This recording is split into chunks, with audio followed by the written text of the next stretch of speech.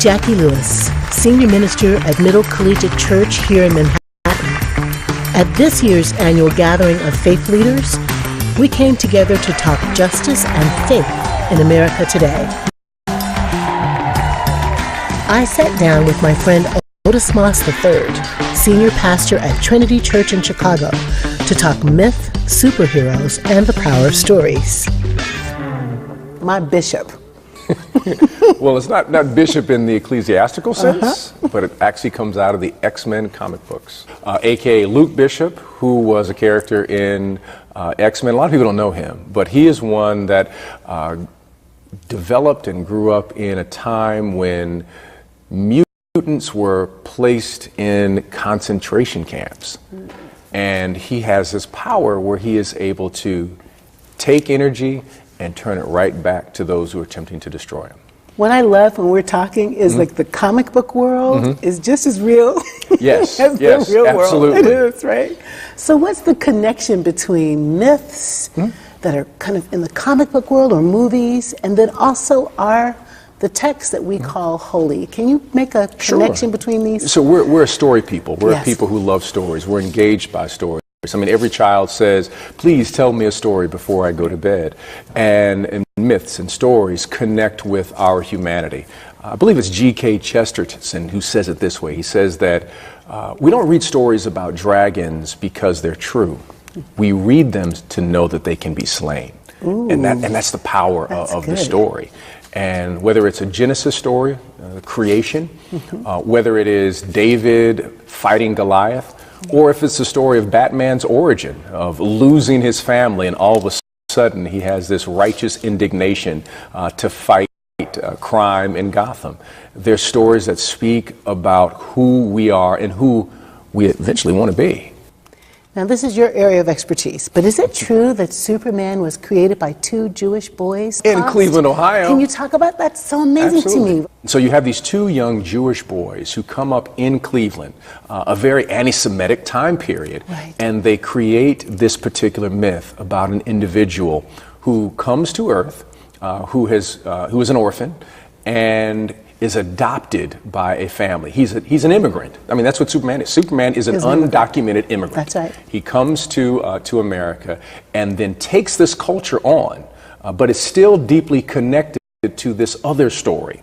And so the uniqueness of the creation of Superman is deeply connected to the Jewish tradition, but it is also applicable to those who come out of the Christian tradition, because they see Superman as this kind of Christ figure. Like a Messiah. Yeah, it's kind of a Messiah figure in so many ways.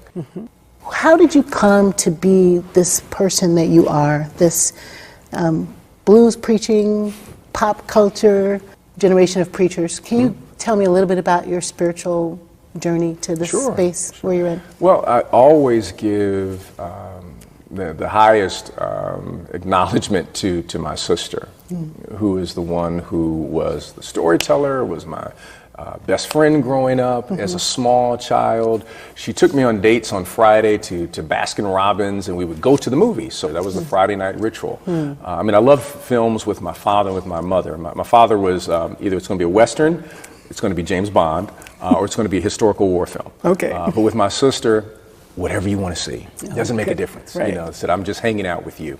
And so she is the one who kind of brought me into this kind of myth making and myth watching. And then she also would read stories to me. But she would not read the traditional children's stories.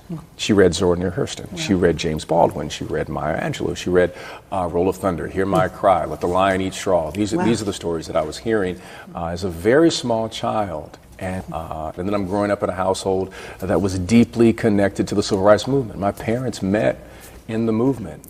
The Dr. King performed the marriage ceremony for my mother and my father. I have a picture in my office at the engagement party of my parents, which was thrown as a surprise by Coretta Scott King and Dr. King. And there in the photo you have Dr. King and Andrew Young and Fred Shuttlesworth. You have Hosea Williams. I mean, you literally have the high council of the Civil Rights Movement sitting in this one picture, just really celebrating and having a good time as they are lifting up two very good friends as they are planning to get married. And this was a part of my growing up. Amazing. We've been thinking about what it means to complete the dream, God's dream, the so-called American dream, King's dream. Are you dreaming any dreams? I'm dreaming about a world for my children. I'm dreaming of that moment when some teens on the street having fun is not viewed as a threat. And another group of teens saying the exact same thing brings a smile to someone's face. But my children bring a frown or cause someone to cross the street. That's the world I'm dreaming of. But we've got to work toward it. We do. It's not, dreams demand that we work. Visions demand that we get to work. We struggle.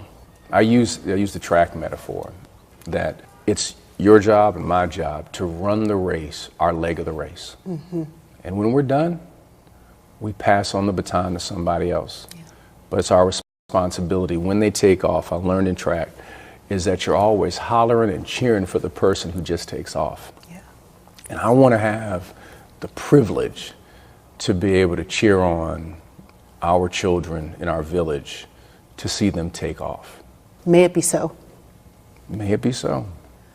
Otis Moss III, thank you so much for talking to me. Thank you very much.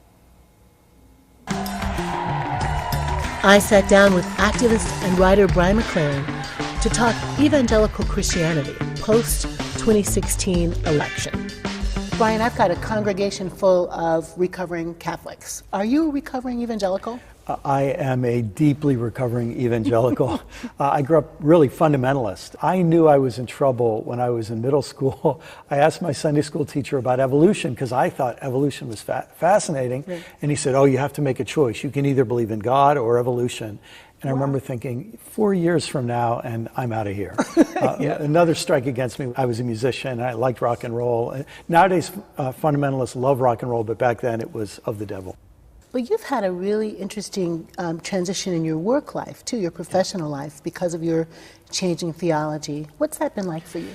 I was on a trajectory far away from my fundamentalist roots. And for a while, the evangelical community had room for me, but I think they changed and I changed. For me, asking questions was necessary. For me, interrogating text was the way you showed you loved the text. So my journey began as an intellectual journey, but that quickly took me to engaging issues of justice and compassion, and that really, in many ways, has accelerated my own spiritual journey.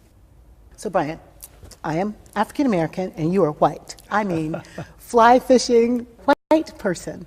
Why do you care so much about ending racism? All through my life, I've been blessed by having friends of so many different races and backgrounds, and the idea that anybody would want to separate us and keep us in a state of distrust is just ridiculous to me. If God is the creator of all of creation and all of humanity, then God loves everybody. And so my theology drives me beyond the kind of segregated, tribalistic religion that I grew up with. Why aren't many evangelicals, let's say, more engaged with justice and civil rights? There are so many elements of evangelical theology that have really hampered them and in many ways spiritually malformed them. The emphasis on going to heaven when you die means that there's a kind of evacuation understanding of salvation. Off we go. Exactly. And if all you care about is what happens to souls after this life, what happens to their bodies in this life is of less concern, what happens to the environment is of less concern, issues like racism and so on are of less concern. In fact, I remember hearing people speak against Dr. King when I was a child because he was saying that races should get along, and they said that will never happen until we're in heaven. And so to try to seize a better world now was actually an act of unfaithfulness in their minds. Of course, now I realize how utterly useful that kind of theology was for the forces of injustice. Right, just the status quo, keep it like it is, and one day we'll get to heaven and it's going to be okay. It's a really nice arrangement for the people who want to stay in power and make a lot of money. I was teaching a class just before we had this conversation, and the students are all white, and they were saying things like they don't imagine that many of their friends, colleagues, congregants believe that anti-racist work goes with church. Yeah. How is that possible? Yeah. A deal was made in white Christianity centuries ago, really. This has very, very deep roots. And the deal was that the Christian religion would work for the benefit of white people, and that everyone else, in a sense, became a fuel for their machinery. And so Christianity would focus on personal sins, like sex, like lying, like saying naughty words, like drinking alcohol. And they would be so obsessed with those personal sins that it would allow them to then wipe away any issues of social justice. You and I are both Christians. You know I'm a universalist Christian. I think you are believing there's more than one path to God. We're at this conference where we're talking about completing the dream, Yes. God's dream, American dream, King's dream. Yes. 50 years after he's martyred, Brian. Yes. What are you thinking? There's big, big competition for which dream is going to get implanted in our minds and hearts. There's this America First dream, there's this white nationalist dream, there's the capitalism, money at all costs dream. There are all these dreams competing. And it would be a wonderful thing if we were to get a fresh breath, a second wind, to now re-articulate the kind of dream that Dr. King talked about. You know, I think it's the only way it will happen is together. What we need is a movement across the different silos of our religions. And that kind of a movement then has an effect within each religious tradition and with a growing number of secular people, because at root, the dream that Dr. King articulated and that we're striving for today is a spiritual dream. That's right. It has to do with something that requires faith of us, imagining the world as it can and should be. Thank you so much. Thank you very much. Thanks for taking time to speak with me today. Appreciate it. Always a pleasure. Okay.